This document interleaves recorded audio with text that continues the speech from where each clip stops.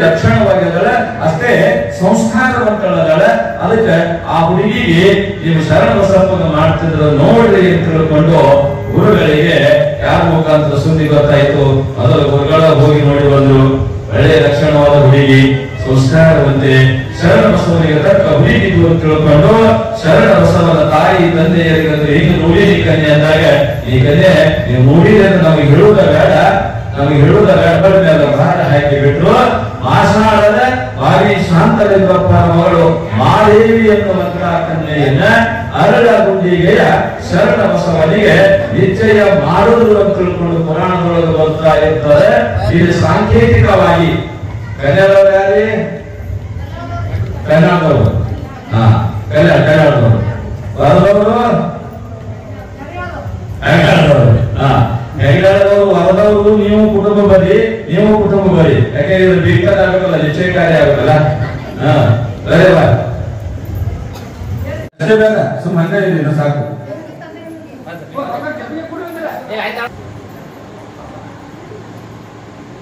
ಮಾಷಾಳ ಗ್ರಾಮದ ಬಾವಿ ಶಾಂತಲಿಂಗಪ್ಪನ ಮಗಳು ಮಾದೇವಿ ಎನ್ನುವಂತ ಕನ್ಯೆಯನ್ನ ಅರಳಗುಂಡಿಗೆ ಗ್ರಾಮದ ಆದಯ್ಯ ಮಳಿಯಮ್ಮನವರ ಸುಪುತ್ರ ಶರಣ ಬಸವನಿಗೆ ಇಂದು ಗುರು ಹಿರಿಯರ ಸಮ್ಮುಖದಲ್ಲಿ ನಿಶ್ಚಯ ಮಾಡಿದ್ರು. ನಿಮ್ಮ ಮಗಳನ್ನ ಅವ್ರ ಮನೆಗೆ ಕೊಟ್ರಿ, ಇವತ್ತು ನಿಶ್ಚಯ ಮಾಡಿದ್ರಿ. ಆ ತಟ್ಟೆ ಅವ್ರಿಗೆ ಕೊಡ್ರಿ, ಆ ತಟ್ಟೆ ಅವ್ರಿಗೆ ಕೊಡ್ರಿ.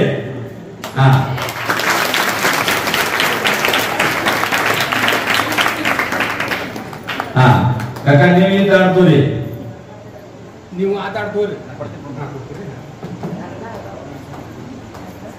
ನೀವು ಈ ತಾಟ್ ತಗೊಂಡು ಅವ್ರ ಕೈಯಾಗ ಕೊಡ್ರಿ ಈ ತಾಟ್.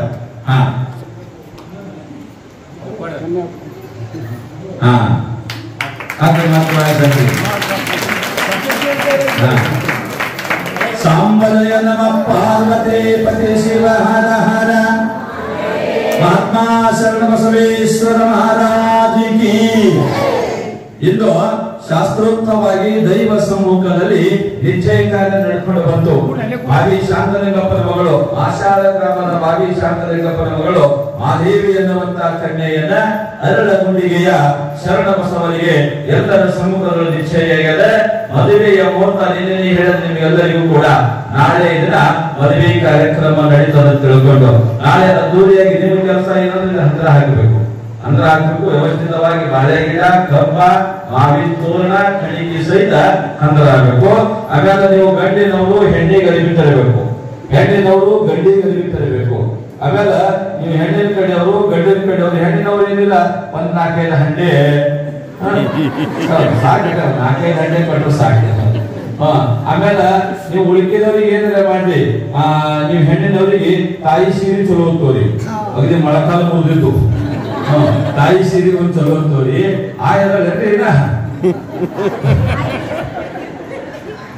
ಮತ್ತೆ ನಿಮ್ಮ ಪ್ರೀತಿಗಾಗಿ ನೀವು ಅವರಿಗೆ ಬಟ್ಟಿ, ಅವ್ರು ನಿಮಗೆ ಬಟ್ಟಿ ಮಾಡ್ಕೊತಿದ್ರು ಮಾಡ್ಕೋಬಹುದು. ಸಭೆಗಳೊಳಗ ಬಹಳ ಚಲೋ ಅನಿಸ್ತದ. ಮದುವೆಗೆ ಬೇಕಾಗ್ತಕ್ಕಂತ ಏನು ಸಾಹಿತ್ಯಗಳದವ ಅವೆಲ್ಲವನ್ನು ಕೂಡ ನೀವಿಬ್ರು ಸೇರಿ ಮಾಡಿ. ಪ್ರಸಾದ ಅಂತೂ ಸಾರ್ವತ್ರಿಕವಾಗಿ ಬರ್ತಿರ್ತದ. ಇಲ್ಲಿ ನಾಳೆ ಹೆಂಗ್ ನಡೀಬೇಕಂದ್ರೆ ಶಾಸ್ತ್ರೋಕ್ತವಾಗಿ ಭಾಷಾ ಬಂದಿದ್ದು ತರಿಸ್ಬೇಕು. ನಾಳೆ ಭಾಷೆಯವರು ಬರ್ಬೇಕು, ಎಲ್ಲಿ ತರಿಸಿದ್ರೆ ಗೊತ್ತಿಲ್ಲ.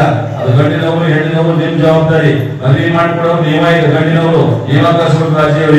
ರಾಜಿಯವರಿಗೆ ಕರ್ಸ್ರಿ, ಇಬ್ಬರಿಗೆ ಚಲೋ ಚಲೋ ಬಟ್ಟೆ ತೋರಿ. ಇನ್ನು ಮಕ್ಕ ಬೆಳ್ಳಿ ನಿಮಗೆ ಅನುಕೂಲ ತಕ್ಕಂಗ ಮಾಡ್ಕೋರಿ. ನೀವು ಸಸಿ ಮೈ ಮ್ಯಾಗ ಹೇಳ್ತಾರೆ ಹಾಕ್ರಿ, ನೀವು ಹಳೆ ಮೈ ಮ್ಯಾಗ ಹೇಳ್ತಾರೆ ಹಾಕ್ರಿ. ಅದೇ ನಾವು ನೋಡೋದಲ್ಲ ಬಿಡೋದಲ್ಲ, ನಿಮ್ಮ ಮನೆಗೆ ಹೋಗೋದೆಲ್ಲರೂ ಕೂಡ. ಅದಕ್ಕೆ ನಾಳೆ ಮದುವೆ ಕಾರ್ಯ ಯಥಾವತ್ತಾಗಿ ಶಾಸ್ತ್ರೋಕ್ತವಾಗಿ ಅರಿಶಿಣ ಹಚ್ಚೋದು ಮೊದಲು ಮಾಡಿಕೊಂಡು ಎಲ್ಲ ಕಾರ್ಯಕ್ರಮ ಕೂಡ ಶಾಸ್ತ್ರೋಕ್ತವಾಗಿ ನಡೀಬೇಕು. ಅದಕ್ಕೆ ನೀವೇನಿಲ್ಲ ಮುಂದಾಗಿ ಓಡಾಡುತ್ತವ್ರು ಇದ್ದೀರಿ, ಅವ್ರ ಹೆಣ್ಮಕ್ಳು ಅದೇ ಜಲ್ದಿ ಬರೀ ಗುಡಿ ಕಡಿ ಜಲ್ದಿ ಬಂದು ನಾಳೆ ನಡೀತಾ ಇರ್ತಕ್ಕಂಥ ಎಲ್ಲಾ ಕಾರ್ಯಕ್ರಮದೊಳಗೆ ನೀವೆಲ್ಲರೂ ಸಕ್ರಿಯವಾಗಿ ಭಾಗಿಯಾಗ್ರಿ. ಆಮೇಲೆ ರೆಗ್ಯುಲರ್ ಆಗಿ ಪುರಾಣಕ್ಕೆ ಬರೋರು ಇದ್ದೀರಲ್ಲ, ನೀವು ಜಲ್ದಿ ಬರೀ, ನಾಳೆಗೆ ನಿಮ್ಗೆ ಜಾಗ ಸಿಗೋದಿಲ್ಲ. ನನಗೆ ಖಾತ್ರಿ ಅದ. ರೆಗ್ಯುಲರ್ ಆಗಿ ಬರೋರು ಇದ್ದೀರಲ್ಲ, ನೀವು ಜಲ್ದಿ ಬಂದು ನಿಮ್ಗೆ ಜಾಗ ಹಿಡ್ಕೋರಿ. ಇಲ್ಲಂದ್ರೆ ಸಂಧ್ಯಾಗ ಗಂಜಾಗ ಕುಂದಿರ್ಬೇಕಾಗ್ತದೆ. ಹೈರಾಣಿ ಪುರಾಣಿ ಕೇಳೋರು ನೀವಿರ್ತೀರಿ, ಪಾಪ ಮಾಡಿ ಹೋದಲ್ಲ ಒಂದಿನ ಬಂದವರು. ಅದಕ್ಕೆ ಅವ್ರಿಗೆ ಅವಕಾಶ ಮಾಡಿ ಬಿಡಬೇಡಿ. ಅವ್ರು ಬರ್ರಿ, ಭಾಗಿಯಾಗ್ರಿ. ಅವರಿಗೆ ಬ್ಯಾಡಂದ್ರೆ ಎಲ್ಲರೂ ಬರ್ರಿ ನಾಳೆ ಮದುವೆಗೆ. ಆ ನಾಳೆಯ ಮದುವೆ ಕಾರ್ಯ ಯಶಸ್ವಿಯಾಗಿ ನೆರವೇರಲಿ ಅನ್ನುವಂತಹ ಒಂದು ಸದಾಶಯವನ್ನು ಹೇಳ್ತಾ ಇಂದಿನ